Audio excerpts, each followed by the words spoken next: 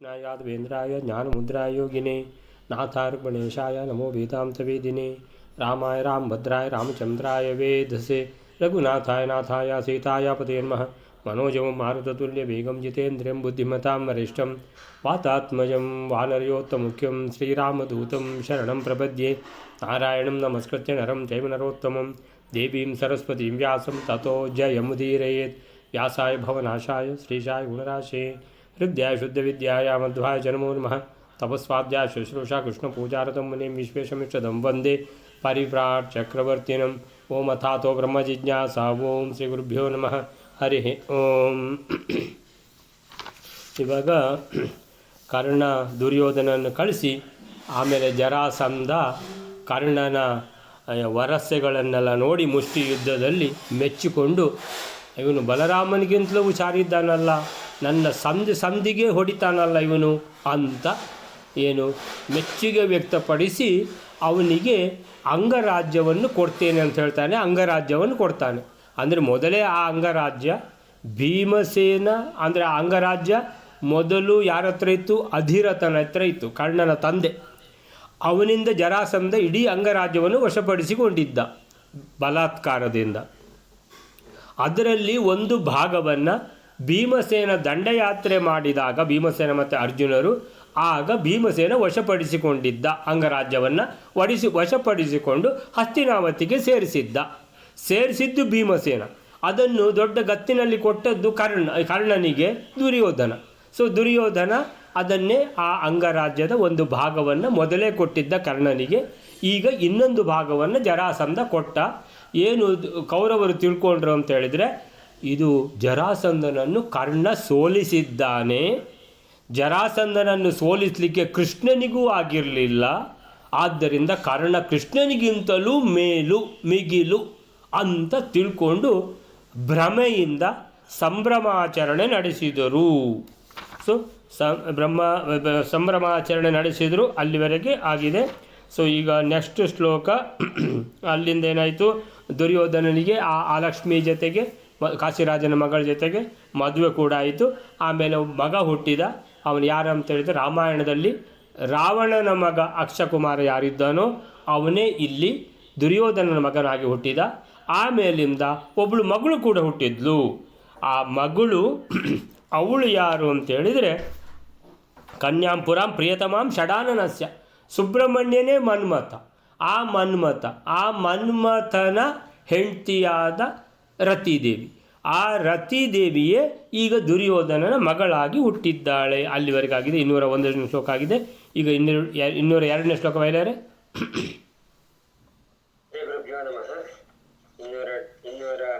ಶ್ಲೋಕ. ಪುತ್ರೋ ಬಭೂವ ಸತು ಲಕ್ಷಣ ನಾಮಧೇಯಃ ಸಾ ಲಕ್ಷಣೇತ್ಯಧಿಕ ರೂಪ ಗುಣ ಸುಕನ್ಯಾ ತಸ್ಯಾನುಜಾಶ್ಚ ನಿಧಯೋಗ್ಯ ಗುಣ ಅವಾಪುಃ ಭಾರ್ಯಾ ಪುನಶ್ಚ ಸ ಸುಯೋಧನ ಆಪಭಾರ್ಯಾಃ. 202ನೇ ಶ್ಲೋಕ. ದುರ್ಯೋಧನನ ಹಿಂದಿನ ಜನ್ಮದಲ್ಲಿ ಅಕ್ಷಕುಮಾರ ಆಗಿದ್ದವನ ಮಗನ ಹೆಸರು ಲಕ್ಷಣ ಎಂದು ಹೆಸರಾಯಿತು. ಅಧಿಕವಾದ ರೂಪ ಮತ್ತು ಗುಣಗಳುಳ್ಳ ಶೋಭನಗಳಾದ ಕನ್ನಿಕೆಯು ಲಕ್ಷಣ ಎಂದು ಹೆಸರುಳ್ಳವಳಾದಳು. ಆ ದುರ್ಯೋಧನನ ತಮ್ಮಂದಿರುಗಳು ಕೂಡ ತಮಗೆ ಯೋಗ್ಯವಾದ ಗುಣಗಳುಳ್ಳ ಹೆಂಡಂದಿರುಗಳನ್ನು ಹೊಂದಿದರು. ಮತ್ತು ಕೂಡ ಆ ಸುಯೋಧನನು ಹೆಂಡಂದಿರುಗಳನ್ನು ಹೊಂದಿದನು. ಪುತ್ರೋ ಬಭೂವ ಸತು ಲಕ್ಷಣ ನಾಮಧೇಯಃ ಸಾ ಲಕ್ಷಣ ಇತಿ ಅಧಿಕ ರೂಪ ಗುಣ ಸ ಕನ್ಯಾ ತಸ್ಯ ಅನುಜಾಶ್ಚ ನಿಜ ಯೋಗ್ಯ ಗುಣಾಃ ಅವಾಪುಃ ಭಾರ್ಯಾಃ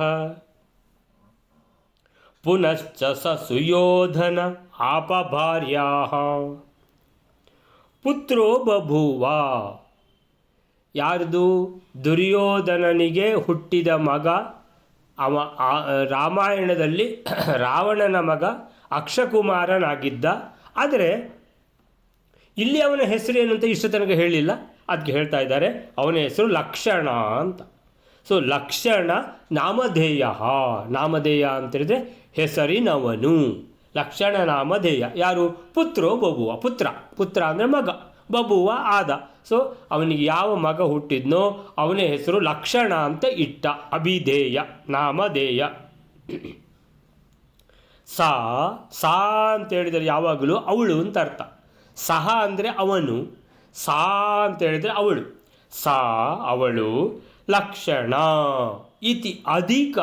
ಲಕ್ಷಣ ಅಂದರೆ ಅವಳು ಯಾರು ಅಂದರೆ ಮಗಳು. ಈಗ ಒಬ್ಬ ಮಗ ಒಬ್ಬಳು ಮಗಳು ಅಂತ ಹೇಳಿದರೆ ಮಗಳು ಯಾರು ಅಂತ ಹೇಳಿದರೆ ಈಗ ಹುಟ್ಟಿದವಳು ಅವಳು ಏನಾಗಿದ್ಲು? ರತಿದೇವಿ ಆಗಿದ್ಲು. ರತಿದೇವಿಯೇ ಮಗಳಾಗಿ ಹುಟ್ಟಿದ್ಲು. ಏನು ಹೆಸರು ಅವಳಿಗೆ? ರತಿದೇವಿಯೇ ಮಗಳಾಗಿ ಹುಟ್ಟಿದ್ದಾಳಲ್ಲ, ಆದ್ದರಿಂದ ರತಿ ಅಂತ ಹೇಳಿದರೆ ಅಪೂರ್ವ ಚೆಲುವೆ ಅವಳು ಅಂತ ಹೇಳಿದರೆ ದೇವತೆಗಳಲ್ಲೆಲ್ಲ ಅತ್ಯಂತ ಸುಂದರಿ ಅಂದರೆ ರತಿ, ಅತ್ಯಂತ ಸುಂದರ ಅಂತ ಹೇಳಿದರೆ ಕಾಮದೇವ ಮನ್ಮಥ. ಸೊ ಮನ್ಮಥ ರತಿ ಮನ್ಮಥ ಅವರು ಬಹಳ ಇದ್ದದ್ರಲ್ಲಿ ಬಹಳ ಏನು ಚಂದದವರು ಅಂತ ಲೆಕ್ಕ. ಬಹಳ ಅತ್ಯುತ್ತಮವಾಗಿ ಚೆಲುವಲ್ಲಿ ಪ್ರಕಾಶಿಸುವವರು ರತಿ ಮನ್ಮಥರು. ಸೊ ರತಿಯೇ ಹುಟ್ಟಿದ್ದಾಳೆ ಅಂತ ಹೇಳಿದರೆ ಹಾಗಾದರೆ ಅವಳು ಲಕ್ಷಣ ಇತಿ ಅಧಿಕ ರೂಪ, ಭಾಳ ರೂಪವತಿ. ರತಿಯೇ ಹುಟ್ಟಿದ್ದಾಳೆ ಅಂದರೆ ರೂಪವತಿ. ಅಧಿಕ ಗುಣ ಅಂದರೆ ಗುಣದಲ್ಲಿಯೂ ರೂಪದಲ್ಲಿಯೂ ಬಹಳ ಅಧಿಕಳಾಗಿದ್ದಾಳೆ. ರತಿಯೇ ಹುಟ್ಟಿದ್ದಾಳೆ. ಇಲ್ಲಿ ಅವಳ ಹೆಸರು ಲಕ್ಷಣ ಅಂತ. ಹುಡುಗನ ಹೆಸರು ಲಕ್ಷಣ, ಹುಡುಗಿಯ ಹೆಸರು ಲಕ್ಷಣ ಅಂತ. ಗುಣ ಆಸ ಕನ್ಯಾ, ಈ ಮಗಳದ್ದು ಕಥೆ ಆಯಿತು. ತಸ್ಯ ಅನುಜಾಹ, ಈಗ ದುರ್ಯೋಧನನ ಅನುಜಾಹ. ಅನು ಅಂದರೆ ಅನುಸರಿಸಿ, ಜಾ ಅಂದರೆ ಹುಟ್ಟಿದವನು, ಅನುಜ ಅಂದರೆ ತಮ್ಮ. ಇಲ್ಲಿ ಅನುಜಾಹ ಅಂತ ಉಂಟು, ತಮ್ಮಂದಿರು. ಯಾಕಂದರೆ ಅವನಿಗೆ 99 ಜನ ತಮ್ಮಂದಿರಿದ್ದಾರೆ, ತಂಗಿ ಮಾತ್ರ ಒಬ್ಬಳೆ. ಸೊ ತಸ್ಯ ಅನುಜಾಹ, ಆ ದುರ್ಯೋಧನನ ತಮ್ಮಂದಿರು ಅನುಜಾಹ. ಚ ನಿಜಯೋಗ್ಯ ಗುಣ ಅವಾಪು ಭಾರ್ಯಾಹ, ಅವರವರ ಗುಣಕ್ಕೆ ಸರಿಯಾಗಿ ನಿಜ ಯೋಗ್ಯ ಗುಣ. ನಿಜ ಅಂದರೆ ತಮ್ಮದ್ದೇ, ಅವ್ರದ್ದೇ. ಯೋಗ್ಯ ಗುಣ ಅಂದರೆ ಎಷ್ಟು ಯೋಗ್ಯ ಗುಣ ಉಂಟಾ, ಅವ್ರದ್ದು ಎಷ್ಟು ಯೋಗ್ಯ ಉಂಟಾ. ಕೆಲವು ಸಲ ಹೇಳೋದುಂಟು, ಕೆಲವು ಹುಡುಗರನ್ನು ಕೆಲವರನ್ನು ಮಾತಾಡಿಸಿದರೆ ನನಗೆ ಆ ಥರ ಇರಬೇಕು, ಇಷ್ಟು ಚೆಂದ ಇರಬೇಕು, ಅಷ್ಟು ಚೆಂದ ಇರಬೇಕು ಹುಡುಗಿ ಅಂತ ಹೇಳ್ಕೊಂಡು. ಅಷ್ಟಾಗುವ ಕೆಲವರಿಗೆ ಸಿಟ್ಟು ಬಂದುಬಿಡ್ತದೆ. ನೀನು ಎಷ್ಟು ಚೆಂದ ಇದ್ದಿಂದ ನೋಡಿದ್ದೆ ಕನ್ನಡದಲ್ಲಿ ಅಂತ ಹೇಳಿ, ಕನ್ನಡಿಯಲ್ಲಿ ನೋಡಿದ್ದೆ ಅಂತ ಕೇಳೋದುಂಟು. ಅಂತೇಳಿದರೆ ನೀನು ಅಷ್ಟೇನು ರೂಪವಂತ ಅಲ್ಲ, ಮಾತ್ರ ನೀನು ಮತ್ತು ಹುಡುಗಿ ಮಾತ್ರ ಅಷ್ಟು ಚೆಂದ ಇರಬೇಕಂತ ಯಾಕೆ ಎಕ್ಸ್ಪೆಕ್ಟ್ ಮಾಡೋದು ಅಂತ ಅದರ ಅರ್ಥ. ಹಾಗೆ ಇಲ್ಲಿ ಅವನ ತಮ್ಮಂದಿರ ಕಥೆ ಹೇಳ್ತಾರೆ. ತಸ್ಯ ಅನುಜಾಹ, ಅವರು ಎಷ್ಟು ಯೋಗ್ಯತೆ ಇದೆಯೋ, ಗುಣ ಇದೆಯೋ ಅಷ್ಟು ಗುಣದವರು ಹೆಂಡತಿಯಂದಿರು ಸಿಕ್ಕಿದ್ರು ಅಂತ. ನಿಜ ಅಂದರೆ ತನ್ನದೇ, ಅಂದರೆ ಇಲ್ಲಿ ಯಾರ ವಿಷಯ ಮಾತಾಡೋದು? ತಮ್ಮಂದಿರದ್ದು. ಸೊ ತಮ್ಮಂದಿರದ್ದು ಅವ್ರದ್ದೇ ಯೋಗ್ಯ ಗುಣ. ಅವ್ರದ್ದು ಎಷ್ಟು ಯೋಗ್ಯ ಗುಣ ಉಂಟು, ಅವರು ಎಷ್ಟು ಚಂದ ಇದ್ದಾರೆ, ಅವರಿಗೆ ಎಷ್ಟು ಯೋಗ್ಯತೆ ಇದೆ, ಅದಕ್ಕೆ ಸರಿಯಾಗಿ ಭಾರ್ಯಾಹ ಅವಾಪುಹು, ಹೆಂಡತಿಯಂದಿರು ಸಿಕ್ಕಿದರು. ಅವಾಪುಹು ಪಡೆದರು, ಹೆಂಡತಿಯರನ್ನು ಪಡೆದರು. ಭಾರ್ಯಾಹ ಹೆಂಡತಿಯರು, ಅವಾಪುಹು ಸಿಕ್ಕಿದರು, ಪಡೆದರು. ಹಾಗಾದರೆ ದುರ್ಯೋಧನನ ಮಗ ಆಯಿತು, ಅವನ ಹೆಸರು ಲಕ್ಷಣ ಅಂತ. ಮಗಳ ಹೆಸರು ಬಹಳ ಅತ್ಯಂತ ರೂಪವತಿ, ಅತ್ಯಂತ ಗುಣವತಿ, ಲಕ್ಷಣ ಅಂತೇಳಿ. ಆಮೇಲಿಂದ ಅವನ ತಮ್ಮಂದಿರು, ದುಶ್ಯಾಸನಾದಿ ತಮ್ಮಂದಿರು, ಅವರಿಗೆ ಅವರವರ ಯೋಗ್ಯತೆ ಗುಣಕ್ಕೆ ಸರಿಯಾಗಿ ನಿಜ ಯೋಗ್ಯ ಗುಣ. ಯೋಗ್ಯ ಅಂದರೆ ಯೋಗ್ಯವೇ, ಗುಣ ಅಂತ ಹೇಳಿದ್ರೆ ಅವರವರ ಗುಣ ಎಷ್ಟಿದೆ, ಲಕ್ಷಣ ಎಷ್ಟಿದೆ ಅದಕ್ಕೆ ಸರಿಯಾಗಿ ಅವಾಪುಹು ಭಾರ್ಯಾಹ, ಹೆಂಡತಿಯಂದ್ರೆ ಅವರಿಗೆ ಸಿಕ್ಕಿದ್ರು. ಅಂದರೆ ಎಲ್ರಿಗೂ ಮದುವೆ ಆಯ್ತು ಅಂತ ಆಯಿತು. ಪುನಶ್ಚ ಸ ಸುಯೋಧನ ಅಪಭಾರ್ಯಾಹ, ಈ ದುರ್ಯೋಧನ ಮಾತ್ರ ಇದಾನಲ್ಲ, ಅವನಿಗೆ ಪುನಶ್ಚ ಪುನಃ ಎಂಥದ್ದು ಅಂದರೆ ಮದುವೆ ಆಯ್ತಲ್ಲ ಈಗ ಅಂತ ಹೇಳಿದರೆ ಅದು ಒಂದೇ ಮದುವೆ ಆದದ್ದಲ್ಲ ಅಂತ. ಸೊ ಪುನಶ್ಚ ಸ ಸುಯೋಧನ ಅಪಭಾರ್ಯಾಹ, ಮತ್ತೆ ಪುನಃ ಹೆಂಡತಿಯರನ್ನು ಮದುವೆಯಾದ, ಆಪ ಹೊಂದಿದ. ಸೊ ಹಾಗಾದರೆ ಅದೆಲ್ಲ ಎಂಥದ್ದು, ಅದು ಸಹ ಸ್ವಯಂವರದಲ್ಲಿ ಎತ್ಕೊಂಡು ಬಂದದ್ದ ಏನಂತ ನಮಗೊಂದು ಡೌಟ್ ಬರುವುದು ಸ್ವಾಭಾವಿಕ. 202ನೇ ಶ್ಲೋಕ. ಮಗನು ಪುತ್ರ ಬಭೂವ ಲಕ್ಷಣನಾಮ ದೇಯ, ಲಕ್ಷಣ ಎಂಬ ಹೆಸರಿನವನು ಮಗ ಹುಟ್ಟಿದ. ಅವನು ರಾಮಾಯಣದಲ್ಲಿ ರಾವಣನ ಮಗ ಅಕ್ಷಕುಮಾರನಾಗಿದ್ದ. ಅವನೇ ಈಗ ದುರ್ಯೋಧನನ ಮಗನಾಗಿ ಲಕ್ಷಣ ನಾಮಧೇಯ, ಲಕ್ಷಣ ಅಂತ ಹೆಸರಿನ ಪುತ್ರ ಆದ. ಆನಂತರ ಅತ್ಯಂತ ಹೆಚ್ಚಿನ ರೂಪ ಗುಣಗಳನ್ನು ಹೊಂದಿದ್ದ. ಅತಿ ಅಧಿಕ ರೂಪ ಗುಣ. ಅತ್ಯಧಿಕ ಅಂದರೆ ತುಂಬ ಹೆಚ್ಚು, ರೂಪ ಇರುವವಳು ರೂಪವತಿ, ತುಂಬ ರೂಪವತಿ, ತುಂಬ ಗುಣವತಿಯಾದ. ರತಿ ಮೊದಲನೇ ಜನ ಅವಳು ಏನಾಗಿದ್ದು ರತಿ, ರತಿಯೇ ಮಗಳಾಗಿ ಹುಟ್ಟಿದ್ಲು. ಅವಳಿಗೇನು ಹೆಸರು ಅಂತ ಹೇಳಿದರೆ ಲಕ್ಷಣ, ಸಾ ಅವಳು. ಸುಕನ್ಯಾ ಒಳ್ಳೆ ಹುಡುಗಿ. ತಸ್ಯ ಅನುಜಾಶ್ಚ, ಸುಕನ್ಯಾ ಆದಮೇಲೆ ತಸ್ಯ ಅನುಜಾಶ್ಚ ದುರ್ಯೋಧನನ ತಮ್ಮಂದಿರು ಗುಣಾಸಕನ್ಯಾ, ಗುಣ ಸುಕನ್ಯಾ, ಗುಣ ಸಕನ್ಯಾ, ಗುಣ ಸುಕನ್ಯಾ. ಸುಕನ್ಯಾ ಅಂತಲೂ ಹೇಳ್ಬೋದು, ಸಾಕನ್ಯಾ ಅಂತಲೂ ಹೇಳ್ಬೋದು. ಗುಣ ಸು ಕನ್ಯಾ ಅಥವಾ ಗುಣಾಸ ಕನ್ಯಾ. ಗುಣ ಆಸ ಅಂದರೆ ಮಗಳು ಆದಳು. ಗುಣ ಸುಕನ್ಯಾ ಅಂತ ಹೇಳಿದ್ರೆ ಒಳ್ಳೆ ಹುಡುಗಿ, ತುಂಬ ರೂಪ, ತುಂಬ ಗುಣ ಇರುವವಳು, ಹೆಸರು ಲಕ್ಷಣ. ಆಮೇಲಿಂದ ತಮ್ಮಂದಿರು ದುರ್ಯೋಧನಂದು ನಿಜ ಯೋಗ್ಯ ಗುಣ, ಅವನ ತಮ್ಮಂದಿರು ಸಹ ಮುಂದೆ ಆನಂತರ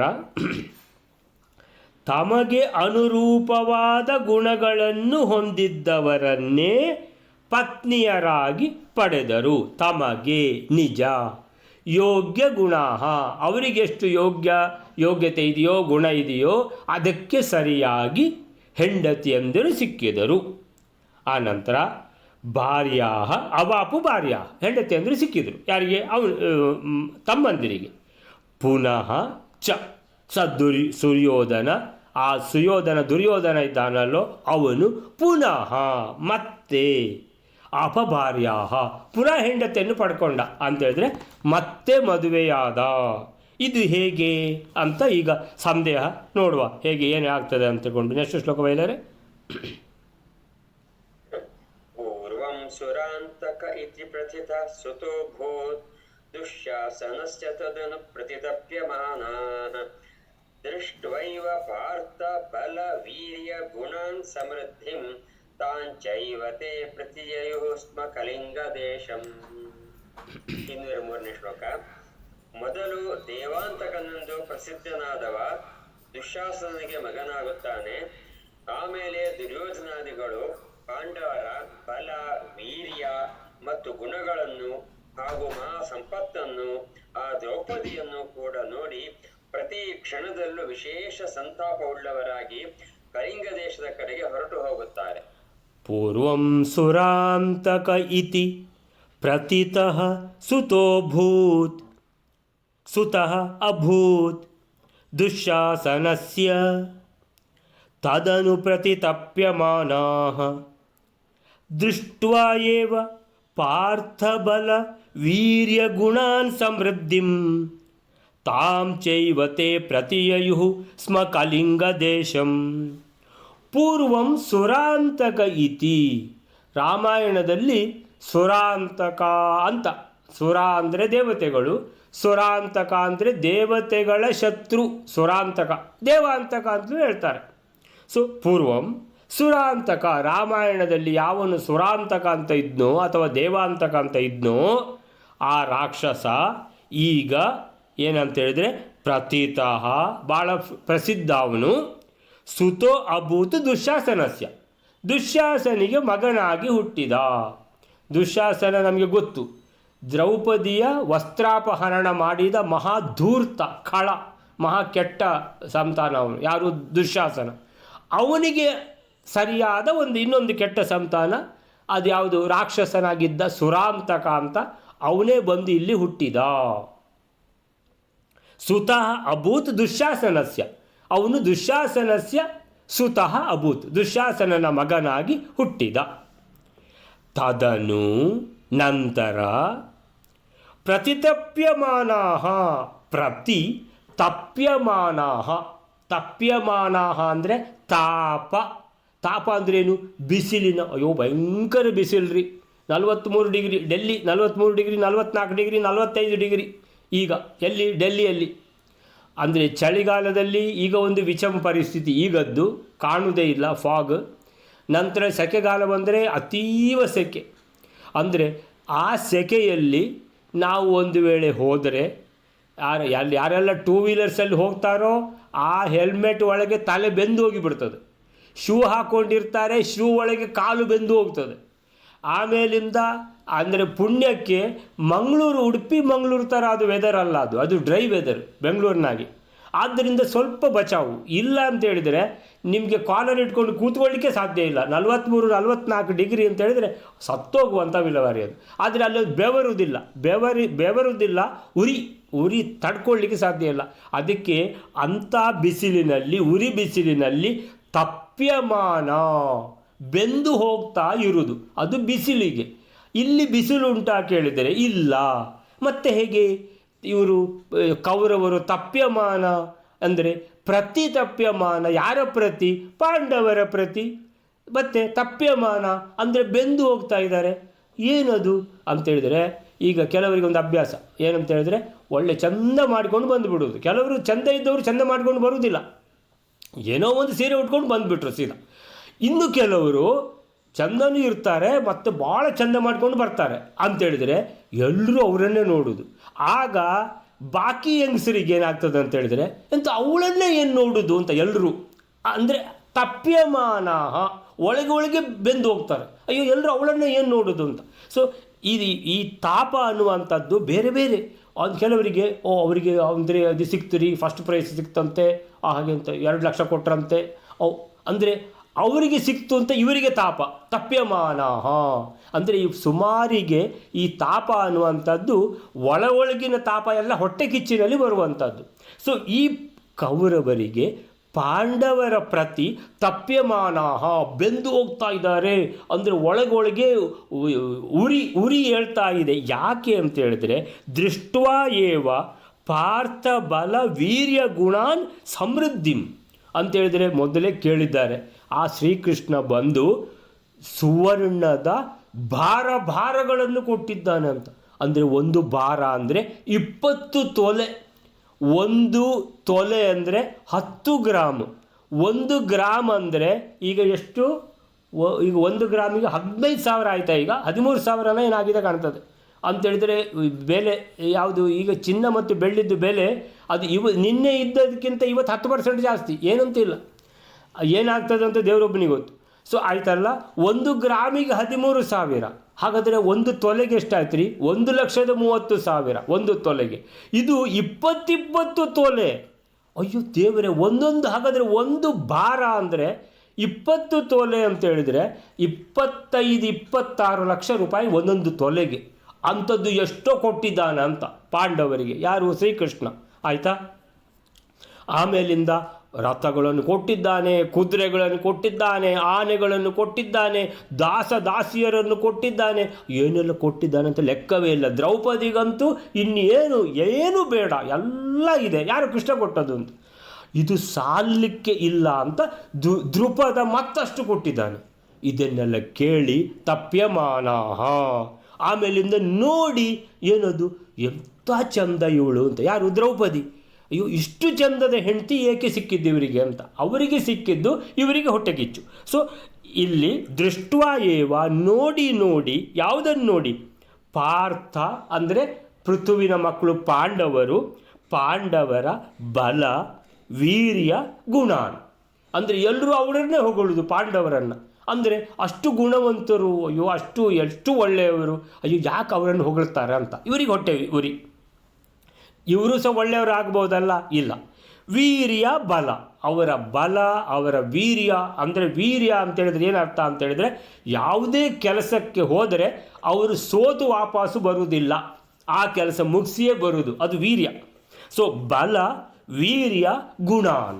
ಸೊ ಇದೆಲ್ಲ ಸಮೃದ್ಧಿಂ, ದಿನೇ ಜಾಸ್ತಿ ಆಗ್ತಾ ಇದೆ ಹೊರತು ಕಡಿಮೆ ಆಗ್ತಾ ಇಲ್ಲ. ಅಲ್ಲ, ದ್ರೌಪದಿ ನಿನ್ನೆ ಚಂದ ಕಂಡ್ಲು, ಇವತ್ತು ಅದಕ್ಕಿಂತಲೂ ಚಂದ ಕಾಣ್ತಾಳೆ. ನಮಗೆ ಅದು ಹೇಳಿಬಿಟ್ಟಿದ್ದಾರೆ ಆಚಾರ್ಯರು. ಅಂತೇಳಿದರೆ ಇದು ಏನು ದ್ರೌಪದಿ ದಿನ ಹೆಚ್ಚಿಗೆ ಚಂದ ಕಾಣೋದು ಯಾಕೆ ಅಂತೇಳಿದರೆ ಅವಳು ನಿತ್ಯ ಚೆಲುವೆ, ಅವಳು ನಿತ್ಯ ತರುಣಿ. ಆದ್ದರಿಂದ ನಿನ್ನೆಗಿಂತಲೂ ಇವತ್ತು ಚಂದ ಅಂತ. ಸೊ ನಿತ್ಯ ತರುಣಿ. ಸೊ ಹಾಗಾಗಿ ಇವರಿಗೆ ಕೌರವರಿಗೆ ಏನಾಗ್ತದೆ, ಒಳಗೊಳಗಿಂದ ಉರಿ ತಡ್ಕೊಳ್ಳಿಕ್ಕಾಗ್ತಾ ಇಲ್ಲ. ಈ ಪಾಂಡವರ ಬಲ, ವೀರ್ಯ, ಗುಣ ಇವುಗಳ ಸಮೃದ್ಧಿಯನ್ನು ನೋಡಿ ದಿನೇ ದಿನೇ ಸಮೃದ್ಧಿ. ತಾಂ ಚೈವತೆ ಇಷ್ಟಾಗುವಾಗ ಒಂದು ಸುದ್ದಿ ಬಂತು. ಏನಂತ? ತಾಮ್ ಅವರನ್ನು ಕುರಿತು. ತೇ ಆ ಸುದ್ದಿ ಬಂದು ಏನಂತೆ, ಕಳಿಂಗ ದೇಶ ಅಂತ ಒಂದಿದೆ, ಅಲ್ಲಿ ಒಬ್ಬ ರಾಜನಿದ್ದಾನೆ, ಅಲ್ಲಿಗೆ ಹೊರಟು ಹೋದರು. ಕಳಿಂಗ ದೇಶಂ ಪ್ರತಿ ಯಯುಹು ಹೋದರು. ಅಂದರೆ ಏನು ಸಂಗತಿ ಇರ್ಬೋದು ಅಂತ ಹೇಳಿದರೆ, ದುರ್ಯೋಧನ ಪುನಃ ಮದುವೆ ಆದ ಅಂತ ಹೇಳಿದ್ರಲ್ವ. ಸೊ ಆ ವಿಷಯ ಇರ್ಬೋದಾ ಏನೋ. ಯಾಕಂದರೆ ಕಳಿಂಗ ದೇಶವನ್ನು ಕುರಿತು ಹೋದರು ಅಂತೇಳಿದರೆ, ಈಗ ಅಲ್ಲಿ ಮೊದಲೇ ನಮ್ಗೆ ಹೇಳಿಬಿಟ್ಟಿದ್ದಾರೆ ದುರ್ಯೋಧನ ಇನ್ನೊಂದು ಮದುವೆ ಆಗಿದ್ದಾನ ಅಂತ. ಅಲ್ಲಿ ಬಹುಶಃ ಸ್ವಯಂವರ ಉಂಟಾಯಿನ, ಯಾಕಂದರೆ ಫಸ್ಟಿಗೆ ವಿಷಯ ಹೇಳಿಬಿಟ್ಟು ಮತ್ತೆ ಬ್ಯಾಕ್ಗ್ರೌಂಡ್ ಹೇಳೋದು ಆಚಾರ್ಯರು.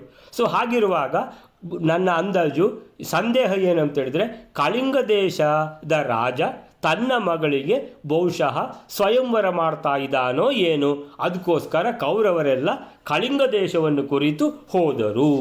203ನೇ ಶ್ಲೋಕ. ಪೂರ್ವಂ ಹಿಂದೆ ಸುರಾಂತಕ ಇತಿ ಪ್ರತಿತಃ, ಸುರಾಂತಕ ಎಂದು ಪ್ರಸಿದ್ಧನಾದವನು ದುಶ್ಯಾಸನನಿಗೆ ಮಗನಾಗಿ ಹುಟ್ಟಿದ. ಸುತಃ ಅಭೂತ್ ದುಶ್ಯಾಸನಸ್ಯ. ತದನು ಪ್ರತಿತಪ್ಯಮಾನ. ಆನಂತರ ಕೌರವರು ಪ್ರತಿತಪ್ಯಮಾನ ಅಂದ್ರೇನು?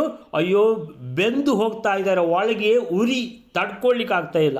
ಎಂಥ ಉರಿ ಇದು? ಇದು ಮತ್ಸರದ ಉರಿ. ಯಾರ ಮೇಲೆ? ಪಾಂಡವರ ಮೇಲೆ. ಪಾಂಡವರದ್ದು ಏನಪ್ಪ ಮತ್ಸರ ಇವರಿಗೆ ಅಂತ ಹೇಳಿದ್ರೆ, ಪಾಂಡವರ ಬಲ, ವೀರ್ಯ, ಗುಣ. ಬಲ, ಸಾಮರ್ಥ್ಯ, ಗುಣ ಅಂತೇಳಿದರೆ ಇದು ಮೂರೂ ಕೂಡ ದಿನೇ ವೃದ್ಧಿ ಆಗ್ತಾ ಇದೆ. ಅವಳು ದ್ರೌಪದಿ ಅಪೂರ್ವ ಸುಂದರಿ. ಅಲ್ಲ, ನಿನ್ನೆಗಿಂತ ಇವತ್ತು ಚಂದ, ಮೊನ್ನೆಗಿಂತ ನಿನ್ನೆ ಚಂದ, ನಿನ್ನೆಗಿಂತ ಇವತ್ತು ಚಂದ. ಅಂದರೆ ಇದು ಸಮೃದ್ಧಿ. ಅಂದರೆ ಈ ರೂಪ, ಈ ಚಲುವು ಅನ್ನುವಂಥದ್ದು, ಈ ಲಕ್ಷಣಗಳು ದ್ರೌಪದಿಯಲ್ಲಿರುವಂಥದ್ದು ಅವಳ ಒಳ್ಳೆಯತನದಿಂದಾಗಿ ಇನ್ನೂ ಜಾಸ್ತಿ ಪ್ರಕಾಶ ಆಗ್ತಾ ಇದೆ. ಅದನ್ನು ನೋಡಿ ಮತ್ತೆ ಹೊಟ್ಟೆ ಉರಿ ಆಗ್ತಾ ಇದೆ. ಹಾಗಿರುವಾಗ ತಾಮ್ ಏನು ಸುದ್ದಿ ಬಂತು ಅಂತೇಳಿದರೆ, ಆಗ ಅವರು ಕಳಿಂಗ ದೇಶವನ್ನು ಕುರಿತು ಹೊರಟು ಹೋದರು ಅಂತ. ಸೊ ಯಾಕೆ ಹೋದರು, ಏನು ಸಂಗತಿ ಅನ್ನುವಂಥದ್ದು ನೋಡುವ. ಈಗ ಸಂದೇಹ ಆಗಿದ್ರು ಬಂದಿದೆ. ನೆಕ್ಸ್ಟ್ ಶ್ಲೋಕ ಬೈಲಾರೆ. ಆಸೀತ್ ಸ್ವಯಂವರ ಉತಾತ್ರ ಕಳಿಂಗ ರಾಜ ಪುತ್ರ್ಯ ಸುವಜ್ರ ಇತಿಯಂ ಪ್ರವದಂತಿ ಭೂಪಾಃ ರೌದ್ರಾದ್ ವರಾದ ವಿಜಿತಸ್ಯ ಚ ತಸ್ಯ ಕನ್ಯಾಂ ದೃಪ್ತೋ ಬಲಾತ್ ಸ ಜಗೃಹೇ ಧೃತರಾಷ್ಟ್ರ ಸೂನುಃ. 204ನೇ ಶ್ಲೋಕ. ಹಾಗೆಯೇ ಕಳಿಂಗ ದೇಶದಲ್ಲಿ ರಾಜನ ಮಗಳ ಸ್ವಯಂವರವು ನಡೆದಿತ್ತು. ಯಾವ ಅರಸನನ್ನು ಸುವಜ್ರನೆಂದು ಅರಸರುಗಳು ಹೇಳುತ್ತಾರೋ, ರುದ್ರನ ವರದಿಂದ ಇತರರಿಂದ ಅಜಯನಾದ ಆ ಕಳಿಂಗರಾಜನ ಮಗಳನ್ನು ಮೃದೋನ್ಮತ್ತನಾದ ಧೃತರಾಷ್ಟ್ರನ ಮಗನಾದ ದುರ್ಯೋಧನನು ಬಲಾತ್ಕಾರದಿಂದ ಅಪಹರಿಸುತ್ತಾನೆ. ಆಸೀತ್ ಸ್ವಯಂವರ ಉತಾತ್ರ ಕಳಿಂಗರಾಜಪುತ್ರ್ಯ ಸುವಜ್ರ ಇತಿಯಂ ಪ್ರವದಂತಿ ಭೂಪಾಃ ರೌದ್ರಾತ್ ವರಾತ್ ಅವಿಜಿತಸ್ಯ ಚ ತಸ್ಯ ಕನ್ಯಾಂ ದೃಪ್ತೋ ಬಲಾತ್ ಸ ಜಗೃಹೇ ಧೃತರಾಷ್ಟ್ರಸೂನುಃ. ಆಸೀತ್ ಸ್ವಯಂವರ. ಹೇಗೆ ಸಂದೇಹ ಇತ್ತೋ ಹಾಗೇನೆ ಅಲ್ಲಿ ಸ್ವಯಂವರ ಇದೆ. ಆಸೀತ್ ಸ್ವಯಂವರ ಆಗಿತ್ತು. ಉತ ಅತ್ರ ಏನಂತೆ, ಯಾರ್ದು? ಅತ್ರ ಅಲ್ಲಿ, ಉತ ಮತ್ತೆ ಕಳಿಂಗರಾಜ ಪುತ್ರಿಯಾಹ. ಅವ್ರು ಎಲ್ಲಿಗೆ ಹೋದದ್ದೀಗ? ಕಳಿಂಗ ದೇಶಕ್ಕೆ. ಆ ಕಳಿಂಗ ದೇಶದ ರಾಜ, ಕಳಿಂಗ ರಾಜ, ಅವನ ಪುತ್ರಿಯಾಹ, ಅವನ ಮಗಳ ಪುತ್ರಿಯಾಹ. ಸುವಜ್ರ ಇತಿಯಂ ಪ್ರವದಂತಿ ಭೂಪಾಹ. ಭೂಪಾಹ ಅಂದರೆ ಬಾಕಿ ಅರಸರುಗಳು, ರಾಜರುಗಳು. ಪ್ರವದಂತಿ ಹೇಳುತ್ತಾರೆ, ವದಂತಿ ಅಂದರೆ ಹೇಳುತ್ತಾರೆ, ಪ್ರವದಂತಿ ಅಂದರೆ ವಿಶೇಷವಾಗಿ ಹೇಳುತ್ತಾರೆ. ಯಂ ಯಾರನ್ನು, ಸುವಜ್ರ ಇತಿ ಅಂದರೆ ಸುವಜ್ರ ಅಂತ ಕೊಟ್ಟರು. ಸುವಜ್ರ ಅಂತ ಕೊಟ್ಟಿದ್ದರೆ ಇದು ಮಗಳದು ಹೆಸರು ಏನೋ ಅಂತ ಆಗ್ತಿತ್ತು. ಸುವಜ್ರ ಅಂತ ಹೇಳಿದ ಕಾರಣ ಇದು ಅಪ್ಪಂದೇ ಹೆಸರು ಅಂತ ತಿಳ್ಕೊಳ್ಬೋದು. ಅಂದರೆ ಕಳಿಂಗ ದೇಶದ ರಾಜನ ಹೆಸರು ಸುವಜ್ರ. ಸುವಜ್ರ ಅಂತ ಕೊಟ್ಟಿದ್ದರೆ ತಸ್ಯ ಏನು ಹೇಳಿದ ಪ್ರವದಂತಿ ಭೂಪಾಹ ಅಂತ ರಾಜರುಗಳು ಹೇಳ್ತಾರೆ. ಎಂ ಅಂದರೆ ಯಾರನ್ನು. ಸುವಜ್ರ ಆದ್ದರಿಂದ ಆ ಕಳಿಂಗ ದೇಶದ ರಾಜನ ಹೆಸರು ಸುವಜ್ರ ಅಂತೇಳಿ. ಎಲ್ಲ ರಾಜರುಗಳು ಅವನನ್ನು ವಜ್ರ ಸುವಜ್ರ ಅಂತ ಹೇಳ್ತಾರೆ. ವಜ್ರ ಅಂತೇಳಿ ಯಾರನ್ನಾದರೂ ಹೇಳಬೇಕಿದ್ರೆ ಯಾಕೆ ಹೇಳಿ ಯಾರು ಅವನು ಪ್ರಸಿದ್ಧ ಅಂತ ಹೇಳ್ತಾರೆ. ಏನದು, ಎಂ ಭೂಪಾಹ ಪ್ರವದಂತಿ ಯಾರನ್ನ ಎಲ್ಲ ರಾಜರುಗಳು ಸುವಜ್ರ ಸುವಜ್ರ ಅಂತಾರೆ. ಯಾಕಂತೇಳಿದರೆ ಅವನು ವಜ್ರದಂತೆ ಕಠೋರ ಇರ್ಬೋದು, ಅಥವಾ ಬಲಿಷ್ಠ ಇರ್ಬೋದು, ಅಥವಾ ವೀರ್ಯವಂತ ಇರ್ಬೋದು, ಅತ್ಯಂತ ಸಾಮರ್ಥ್ಯವಂತ, ಅತ್ಯಂತ ಪರಾಕ್ರಮಿ ಇರ್ಬೋದು. ಅಂತೂ ಅವನನ್ನು ಪಕ್ಕನೆ ಯಾರಿಗೂ ಗೆಲ್ಲಲಿಕ್ಕೆ ಆಗುವುದಿಲ್ಲ ಅಂತ ಹೇಳಿಬಿಟ್ಟು ವಜ್ರ ಅಂತ ಹೇಳ್ತಾರಾ ಅಂತ ನಮಗೆ ಸಂದೇಹ ಬಂದರೆ, ರೌದ್ರಾತ್ ವರಾತ್ ಅಭಿಜಿತಸ್ಯ ನೀವು ಕರೆಕ್ಟಾಗಿ ತಿಳ್ಕೊಂಡಿದ್ದೀರಿ ಹೇಳ್ತಾರೆ ಆಚಾರ್ಯರು. ರೌದ್ರಾತ್ ರುದ್ರನ ವರಾತ್ ವರದಿಂದ, ಹಾಗಂದರೆ ರುದ್ರದೇವರ ವರ ಇದೆ, ಅಜೇಯತ್ವ ಇದೆ. ಯಾರಿಗೆ? ಈ ಸುವಜ್ರನಿಗೆ. ಆದ್ದರಿಂದ ಅವನು ಸುವಜ್ರ. ವಜ್ರ ಅಂದರೆ ಕಠೋರ. ಯಾಕೆ? ರುದ್ರದೇವರ ವರದ ಬಲ ಇದೆ. ರೌದ್ರಾತ್ ವರಾತ್ ಅವಿಜಿತಸ್ಯ ಅವನನ್ನು ಗೆಲ್ಲಲಿಕ್ಕೆ ಯಾರಿಂದಲೂ ಆಗುವುದಿಲ್ಲ. ಅವಿಜಿತ ವಿಜಿತ ಅಂದರೆ ಗೆಲ್ಲುವುದು, ಅವಿಜಿತ ಅಂದರೆ ಅವನನ್ನು ಗೆಲ್ಲಲಿಕ್ಕೆ ಆಗುವುದಿಲ್ಲ. ಅವಿಜಿತಸ್ಯ ಅಂದರೆ ಏನು ಹೇಳ್ತಾರೆ, ಯಾವುದದು ಅವಧ್ಯ ಅಲ್ವಾ, ಅಜೇಯ. ವರಾತ್ ಅಭಿಜಿತಸ್ಯ ತಸ್ಯ ಕನ್ಯಾಂ ಅವನ ಮಗಳ ಸ್ವಯಂವರ ಇದು. ಹಾಗಾದರೆ ಅಪ್ಪ ಮಹಾಕಠೋರ, ಸುವಜ್ರ, ಮಹಾಪರಾಕ್ರಮಿ, ರುದ್ರದೇವರ ವರ ಇದೆ. ಹೌದು. ಈಗ ಏನಂತೇಳಿದರೆ ಅವನ ಮಗಳಿಗೆ ಸ್ವಯಂವರ. ಸರಿ. ಈಗ ಏನಂತೇಳಿದರೆ ನಮ್ಮ ಮನಸ್ಸಲ್ಲಿ ಏನು ಬರ್ತದೆ, ಅಪ್ಪ ಎಷ್ಟೇ ಕಠೋರ ಇರಲಿ, ಬಹುಶಃ ದುರ್ಯೋಧನ ಇವನ ಮಗಳನ್ನು ಬಹುಶಃ ಅಪಹರಿಸಿಕೊಂಡು ಹೋಗ್ತಾನೆ ಈಗ. ಯಾಕಂತೇಳಿದರೆ ನಮಗೆ ಗೊತ್ತಾಗಿದೆ ಅವನದು ಬುದ್ಧಿ, ಅವ ಹೀಗೆ ಮಾಡ್ತಾನೆ ಅಂತ. ಆದ್ದರಿಂದ ಈಗ ಕರೆಕ್ಟಾಗಿ ಸ್ವಯಂವರ ಉಂಟು ಅಂತೇಳಿದರೆ ಸ್ವಯಂವರಕ್ಕೆ ಕೌರವರು ಬಂದಿದ್ದಾರೆ ಅಂತೇಳಿದರೆ ಇಲ್ಲಿಯೂ ಅಲ್ಲಿ ಆದದ್ದೇ ಆಗಬಹುದು ಅಂತ ನಾವು ತಿಳ್ಕೊಬೋದು. ಇಲ್ಲಿ ನೆಕ್ಸ್ಟ್ ಲೈನಲ್ಲಿ ಹೇಳಿಯೇ ಬಿಟ್ಟರು, ದೃಪ್ತಃ ಮಹಾದುರಹಂಕಾರಿ ಯಾರಿರ್ಬೋದು? ದುರ್ಯೋಧನನೇ. ದೃಪ್ತಃ ಬಲಾತ್ಕಾರದಿಂದ ಅವನು ಜಗೃಹೆ ಅಪಹರಿಸಿಕೊಂಡು ಹೋದ. ಯಾರು? ಧೃತರಾಷ್ಟ್ರ ಸೂನುಹು ಧೃತರಾಷ್ಟ್ರನ ಮಗ. ಯಾರು? ಇನ್ನೇನು ಹೆಸರು ಹೇಳೋದು ಬೇಡಲ್ಲ, ದುರ್ಯೋಧನ ಅಂತೇಳಿ. ಈ ಥರ ಅಂತೇಳಿ 204ನೇ ಶ್ಲೋಕಕ್ಕೆ ಏನು ಹೇಳ್ತಾರೆ, ಆಸೀತು ಸ್ವಯಂವರ ಕಳಿಂಗ ದೇಶದ ರಾಜನ ಮಗಳಿಗೆ ಸ್ವಯಂವರ ನಡೆದಿತ್ತು. ಆಸೀತು ಸ್ವಯಂವರ ಅತ್ರ ಅಲ್ಲಿ ಕಳಿಂಗರಾಜ ಪುತ್ರ್ಯಾಹ ಕಳಿಂಗರಾಜನ ಮಗಳಿಗೆ. ನಂತರ ಆ ರಾಜನನ್ನು, ಕಳಿಂಗ ದೇಶದ ರಾಜನನ್ನು ಎಲ್ಲ ರಾಜರುಗಳು ಭೂಪಾಹ ಯಾರನ್ನು ಅಂದರೆ ಕಳಿಂಗ ದೇಶದ ರಾಜನನ್ನು ಪ್ರವದಂತಿ ಹೇಳ್ತಾರೆ. ಏನಂತ? ಸುವಜ್ರ ಇತಿ ಸುವಜ್ರ ಅಂತ ಹೇಳ್ತಿದ್ರು. ಅವನು ವಜ್ರ ಯಾಕೆ ಹೇಳ್ತಿದ್ರು ಅಂತ ಹೇಳಿದ್ರೆ, ರೌದ್ರಾತು ವರಾತ್ ರುದ್ರದೇವರ ವರದಿಂದಾಗಿ ಅವನು ಅಜೇಯನಾಗಿದ್ದ. ಅಭಿಜಿತಸ್ಯ. ಸರಿ, ಅಪ್ಪಂದು ಕತೆ. ಅಪ್ಪ ಮಹಾ ಪರಾಕ್ರಮಿ, ಅವನ ಮಗಳ ಸ್ವಯಂವರ ಇಟ್ಟಿದ್ದಾನೆ. ಈಗ ತಸ್ಯ ಕನ್ಯಾಂ ಅವನ ಮಗಳನ್ನು ದೃಪ್ತಃ ಮಹಾದುರಹಂಕಾರಿಯಾದ ದುರ್ಯೋಧನನು ಧೃತರಾಷ್ಟ್ರ ಸೂನು ಬಲಾತ್ ಜಗೃಹೆ ಅವನು ಬಲಾತ್ ಜಗೃಹೆ ಅಂತೇಳಿದರೆ ಬಲಾತ್ಕಾರದಿಂದ ಅಪಹರಿಸಿಕೊಂಡು ಹೋದ ಅಂತೇಳಿದರೆ ಇವನು ಎಲ್ಲಿ ಹೋದರೂ ಇದೇ ವಿಷಯ ಅಂತ ಆಯಿತು. ಅಂತೇಳಿದರೆ ಇವನು ಮದುವೆಯಾದ ಅಂತ ಮೊದಲೇ ಹೇಳಿದರು, ಮದುವೆಯಾದ ಅಂತೇಳಿದರೆ ಫ್ಲ್ಯಾಶ್ ಬ್ಯಾಕ್ ಏನು, ಅವನು ಹೇಗೆ ಮದುವೆ ಆದ, ಇನ್ನೊಂದು ಮದುವೆ ಇದು ಹೀಗೆ.